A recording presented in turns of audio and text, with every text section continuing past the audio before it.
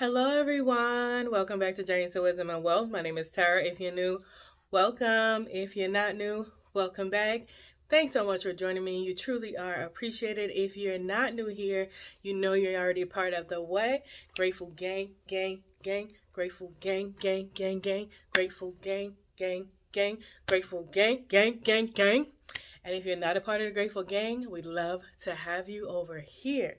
Over here, we do budgeting as well as first time home ownership. Right now in 2023, we are working on decluttering my home. So we're going space by space, corner by corner. If any of that interests you, don't forget to hit the thumbs up and also don't forget to subscribe. Okay, so today's video is actually about my humble home anniversary. So thank you so much for rocking with me in my home for a year now. I believe it has been since January 14th of 2022 I bought this, and January 14th of 2023 just rolled on by, and it's been a year, and what a year it's been. So in today's video, I do have some notes over here, so if you see me like shift there, that is what I'm doing. I'm not ignoring you, I'm talking to you, but I want to go over a few things. So today's video may be a little long, so grab you some tea, grab you a snack, some drink, a wine, some water, whatever you do. And today's video will be going in how I feel as a homeowner, the struggles I've had as a homeowner, which a lot of you who followed me on those blogs probably already know, and the first time homeowner tips. Not sure how long it's going to be, but I'm going to try to go through these relatively quickly. So how I feel about a homeowner. First, I want to say thanks to God for bringing me here, for getting me here, for being by my side when things were rough. Thanks to my family members and my friends, you know who you are, that were there to listen to me, that I was sending homes to and pictures to and getting advice from. You are truly appreciated. Still to this day, y'all are still rocking with me. And above all else, just thank God for this blessing, because I know there are a lot of people still struggling right now in this particular climate to even find a home in their budget, as well as now with the interest rates have gone sky high. So let's get into it. I love my peace and my freedom. So after buying my home, before buying my home, I lived in Jersey for years on my own, and then I came down and lived with my parents for over a little over a year, and boy, what a transition. So let's just say the peace and the freedom in having your own home, for me, it has been great. Let me also just say really quickly, these are my opinions, no one else's. This is my experience, my journey. In no way am I telling you what to do when I give these tips or how I feel. This is just what I've learned. If you want to take it, take it. If you want to leave it, leave it. Okay, so I also love the quiet. You guys, I live alone, so it's quiet.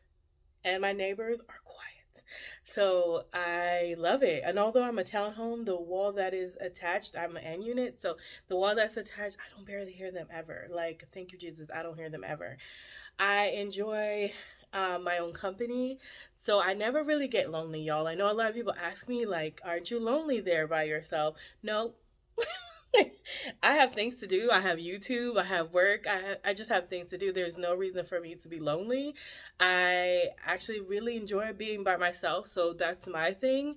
I get to cook what I want. It's my kitchen. It's not big, but it's mine. It's my tiny space, and I get to experiment there. I've even baked things last year, y'all. I baked, and I'm not a baker, so it's been really freeing to be able to try different cuisines and just bake and stuff like that, because when you live with other people, you kind of have to make what they eat and such. So I'm really enjoying my single season, y'all. I am also going to say that this home journey, I'm grateful for my job, that I was able to pay my mortgage every single month, pretty much ahead of time, every single month. Grateful for my job, and I'm so grateful. More privacy. I definitely felt like I have more privacy now living in my home, because before I was, again, living with my parents, and although not a child, I still felt like a child. Like when I live at home, I feel like, oh my God, who I'm gonna bring? I can't bring people to my parents' house. I'm not gonna leave and not have to tell them I'm going on a date. Although I'm still single, I did actually go on some dates and I did meet some nice people. So I just wouldn't have done that in my parents' house. So that's been nice for me. And last but not least, on this front, I'm glad to say that I have met some really nice people at work. out and about on my home buying journey on YouTube, and I'm so glad that I was able to move closer to my family, because me and like one of the only ones that are like really far away from everybody. And with my niece being born and my grandma getting older and my parents getting older, it's been really nice to be closer to family. And with a lot of the things that happened in this house that I bought, I'm glad that I had my family around. All right, so let's get into the struggles I had in my home.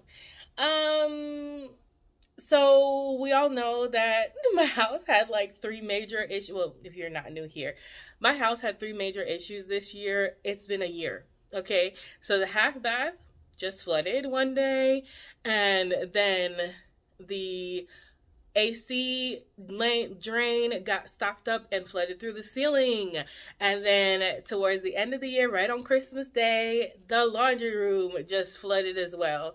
So this has been the house of waterworks. My humble home has been the house of waterworks, y'all. So a lot of water situations. I am grateful and blessed that none of them really like required any other person except for the original technician. Like the plumber came for the one downstairs, the AC person came for the one upstairs, and no one came for the laundry except for my parents, because I just wet vac that sucker up. And again, the nice thing about having family around is that I always had someone to call. My parents have had a house for a while, so they got a huge water vac, things like that. Not going to get into the whole story. If you watch the vlogs, you will know. But it has been challenging. So okay, just be prepared, okay? Feeling like I didn't have enough money to do all the things I wanted to do. Because I bought my home in a seller's market, I had to put a lot of the money that I had saved down for the closing costs, down payment, and all that. So I'd saved like $20,000, and when I was done, I literally had probably like $3,000 to $5,000 left. I spent like $17,000 putting money down onto all the end of all the payments, right, that were due, and the inspection, all of that. Oh, you guys. And then I went into the situation. That's not what I wanted to go in the situation with. I wanted to have like $10,000 sitting, just chilling in an account for anything that came up. It wasn't my situation, but God never is wrong. So it all worked out the way it should. But that was one of my struggles, thinking, oh my God, I'm never going to have enough money. And that's why I had kept my part-time job for about 3 more months when I moved into the house. But then I realized that I was living to work, and I wasn't working. Like I was never home. I was never able to enjoy my house. I was never able to unpack my home. I was never able to get settled. So I had stopped that. Not being able to just call the landlord. I'm telling you, if you're a renter, be ready, because if you buy your own house, there's no more calling the landlord. There's no more just calling somebody to come fix it for you. You have to jump into action. You need to know who you're going to call. You need to know who's going to come to fix things. Sometimes things happen and I was in there like, who am I calling? I don't even know who I'm calling. I'm calling my dad. That's usually what I'm calling. And then he tells me who to call. Like, that's how I felt on my first emergency. I had no idea. So just keep in mind, when you get your own home, these problems are now yours. I think that was it.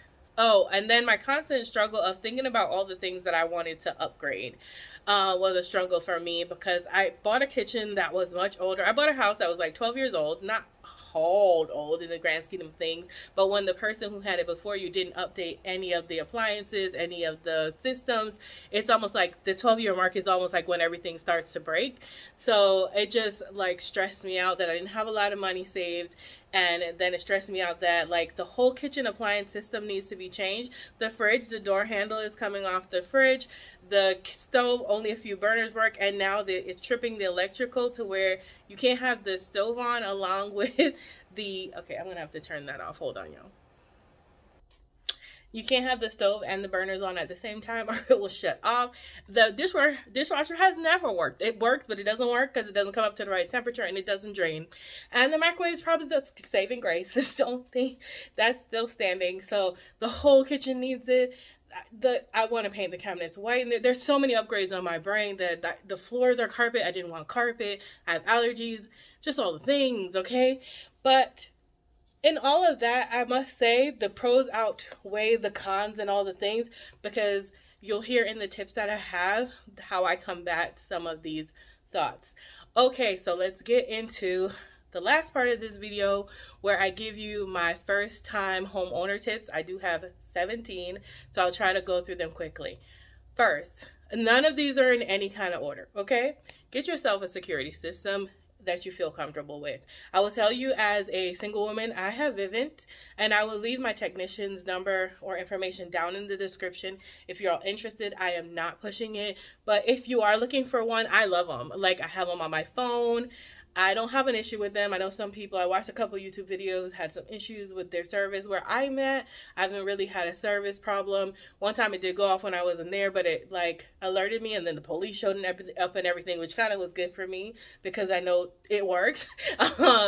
So yeah, and I've got a lot of things. Like, I've got a front camera, a back camera, a motion sensor, a glass break detector, a water sensor, which saved my life because it was the water sensor that went off in Christmas that alerted me that there was water coming from my laundromat, because I didn't even know it was, and I was sitting right in the room. I had no idea there was water all over the floor.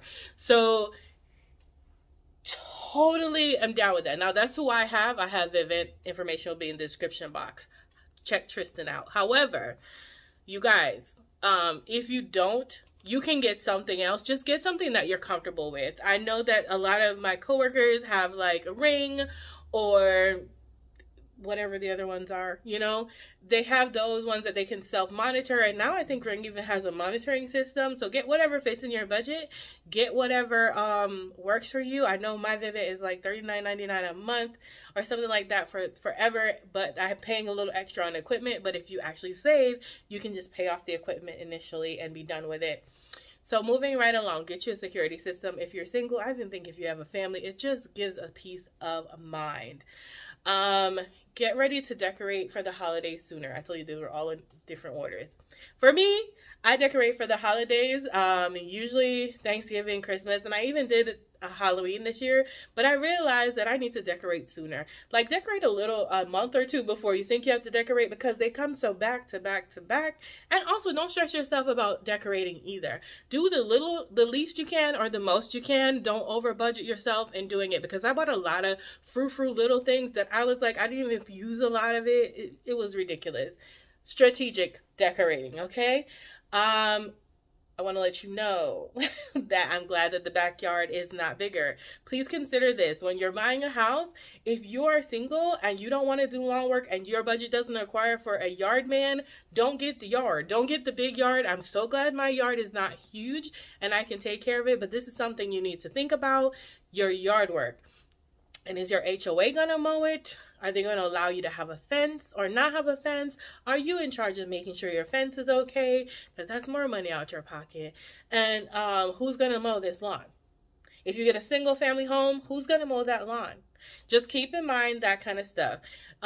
Save for practical things. If you want a big lawn, save for a lawnmower. Those things are going to be needed. Save for a weed whacker, edger, a shovel.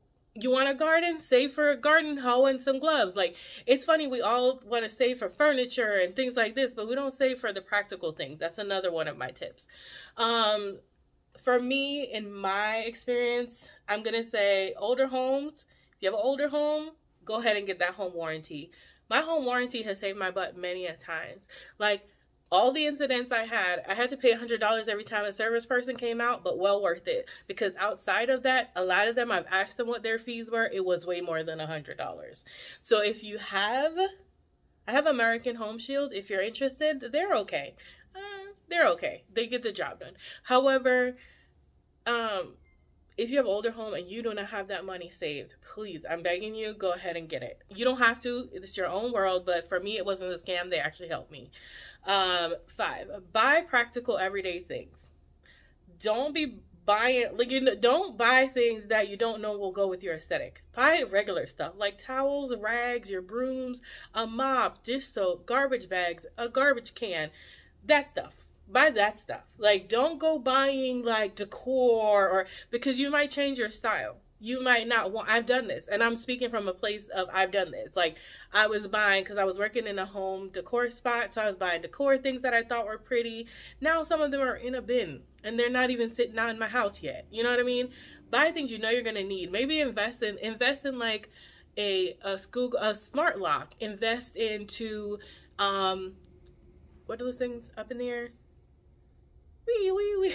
Girl, the things you got to do to remember things. Fire systems, like a fire alarm system. Invest in carbon monoxide, those kind of high-end things. Invest in those. If you want a smart home, invest in some smart bulbs and some smart plugs and your Google Nest or whatever, your smart thermostats. Invest in those things because well, maybe not the smart thermostats and stuff, because if you're buying a newer home, they might already have it. Just kind of think about what you want and invest in the things that you know you're going to need. Wait to buy furniture and fill out the space and learn your style, please. Because you will get in there. If you buy furniture, you don't know how big your space is going to be. It almost doesn't make sense. Like, it looks ridiculous when you have a huge couch in a small space, or a small couch in a huge space. Figure out your space and what you need before you buy. Save for it, yes, but buy it later. Sit in your home for a while. See how you feel. Are you a minimalist? Are you a maximalist? Are you boho? Are you global chic? Are you whatever, modern? It doesn't matter. But if you don't know and you buy something, then you're going to be sitting there and you might not like it. It's not going to go with anything else. Also, invest in a bed though. Okay? First things first. Please invest in a bed. If it's nothing else you bought, invest in your bed. Invest in your bed. You might not be able to buy the bed right now because you don't know if you can fit a queen, full king, whatever, California king in the room, but save for that bed. Okay? Wait to buy the furniture that fills out the space. Okay. 7, it will take a while to decorate your home, so don't be in a rush. Learn yourself, learn your needs and your style. Don't waste your money on a bunch of small decor, but buy quality things, not quantity things. Okay? It's going to take a while. In my head, I wanted to be like done in a year or two. Girl. With all the things that I want to do, like redo the kitchen, I still need a dining room table. I haven't even gone upstairs yet to decorate. It's going to take time. Please give yourself the grace. You're not going to get this done in a year. If you get it done in a year, amazing. I love you. I love that for you. But for most people, it's going to take some time. So give yourself that grace. Give yourself that time. Give yourself to learn yourself, you know what I mean, before you go buying all these things. And again, buy quality. I got caught up in like buying a lot of Dollar General things and things like that, and I'm still down for Dollar Tree, Dollar General, but sometimes it's better to just buy a quality item than get something that's just cheap. Like, it's like saying I'm buying a Bath and Body Works candle, or I'm buying one from the dollar store. Yeah, it's $1, but this one smells better and is going to scent up my house. This is just $1. So just consider those things. Number 8, have an emergency fund. You will need it. Houses are expensive. Fences, appliances, housing systems are expensive. Furniture, expensive. Appliances, expensive. Just your general systems, expensive. Thermostats, expensive. Bills, expensive. Mortgages, expensive. Everything's expensive. I am begging you, do not move into a house without any money in your bank account. Any money is a no.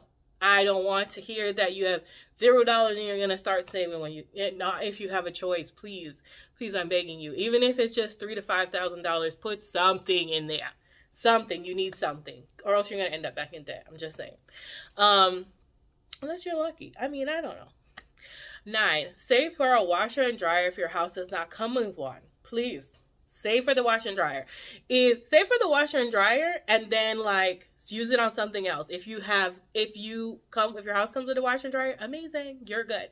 If it does not, you are going to be glad that you have this washer and dryer, because I didn't at first, okay? And those trips to the laundromat was not it. When I was in an apartment, I had to do it. But when I have a house and a hookup, I don't want to do that. And neither are you going to want to do that. So please save for that. Keep your inspection report in a safe and accessible place. Number 10.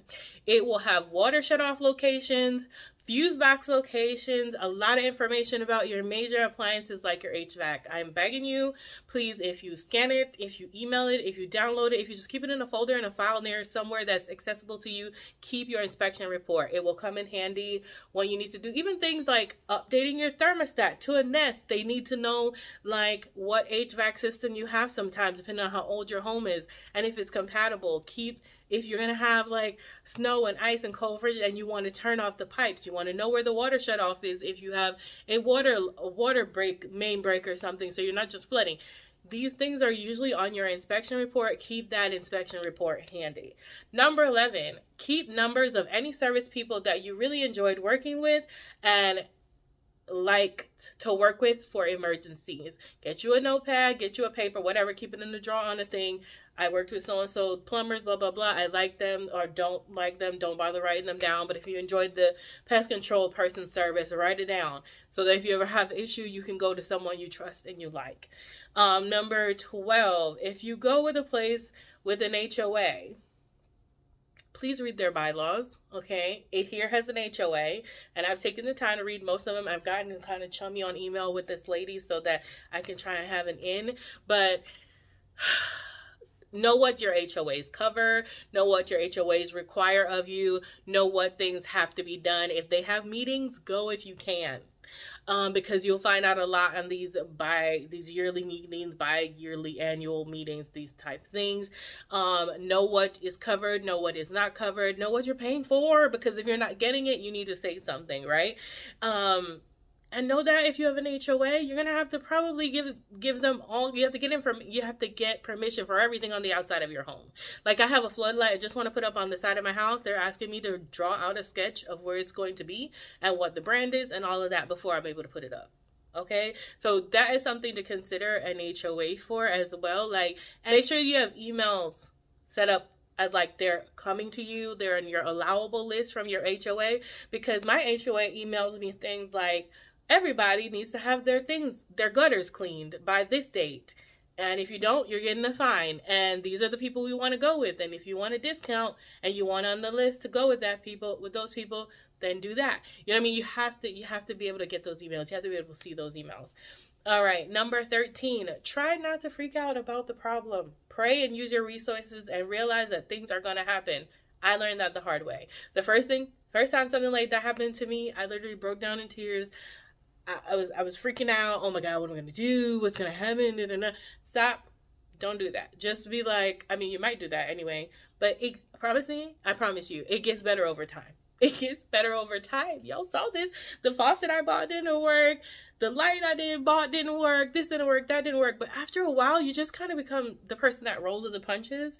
It's like, okay, plot twist, what's next? What's my next step? What's my next move? Try to remain calm. Try to call people who might know how to do it. Try to call people who can help you stay calm.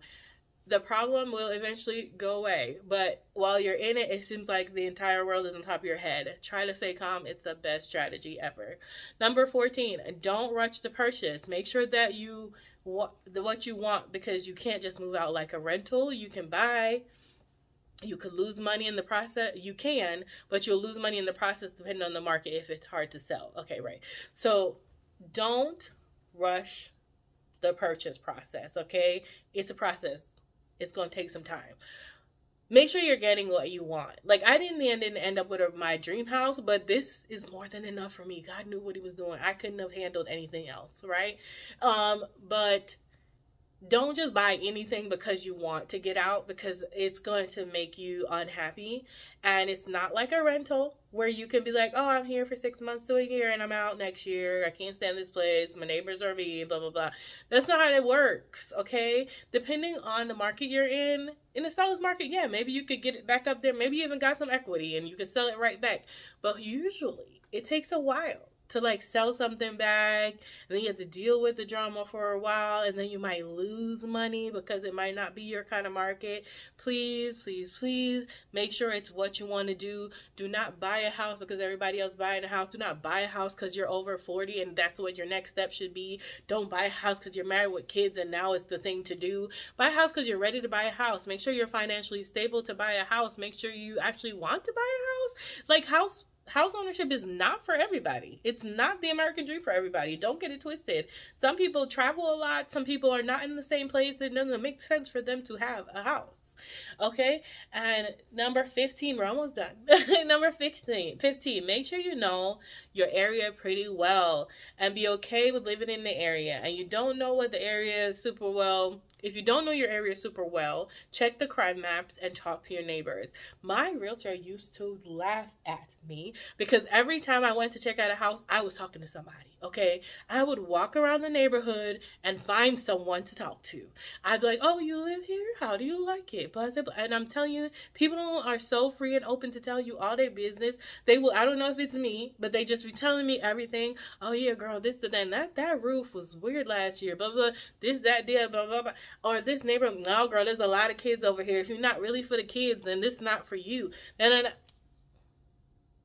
Now, clearly, you have to take what you learn with a grain of salt and pray and listen for God to lead you in the correct direction.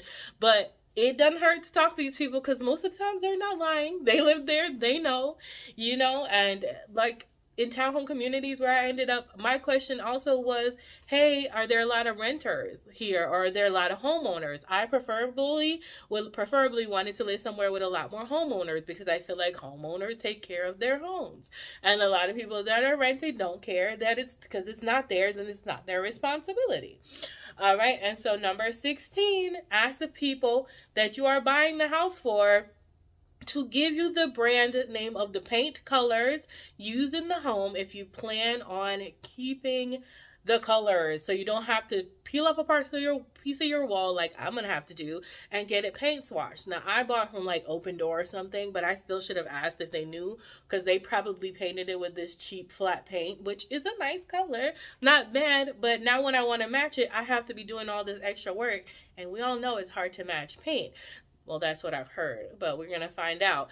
But you guys, if you are dealing with people, ask them. If you like the color they have on the wall, if you're planning on keeping the color they have on the wall, ask your realtor to find out from their realtor what color it is, what brand it is, so you don't have to do that extra step. And 17, if you are working with anybody, like another person, like I said, and they have any open warranties that are still valid, find out if they can transfer them to your name, who they're with, and any information that can help you. If they have a fridge and it's new and it has a warranty, you need to be on that warranty. You need to have it moved to yourself. Any appliances, anything with warranties, if they're giving you their lawn service for a year, you need the contact information. You need to know. Okay, if they've been using a pest control service that they like, get all the information. These can be done through your realtor's information to get you everything you need, because the things you don't think you even need are the things you're gonna need. And that is all my tips. I'm sure I could think of many more, but those are the ones that came to top of mind. Be nice to your neighbors, y'all. Literally, it's just an extra one. I go out and take both of our garbages out at the end of the night because we're right next to each other, and they take them in most times, and it's like a good flow. Like, we get along. We talk to each other. Hey, hi. No long conversation or anything. When I got left out of my house, he came over and helped me. His wife got him to help me. Try to be nice to the people around you. They will be nice to you most times. So it does not kill you to say hello or smile or wave. Try to, produce a good environment where you are and be courteous to people. But those are general things you should know. Those are my experiences after being in a house for a year. I have had a great time. It has been a learning lesson, and I'm so glad you guys have been on this journey with me. I hope you enjoyed it as well. Let me know what you think of the video down in the description box, and I'm going to ask you again, have you subscribed? I'm asking you because you're already at this part of the video, which is the end. So are you subscribed? And if you're not subscribed, why not? Let me know that as well. Maybe I need to switch it up. All right, guys, thanks so much for watching. Remember, in order to be great, you have to be grateful. I'm super duper grateful for you. Have a wonderful, blessed day. Remember, all things are always working out for your good. For those who believe, happy 1-year my humble home anniversary. Bye. Faith over fear, y'all. Bye. Just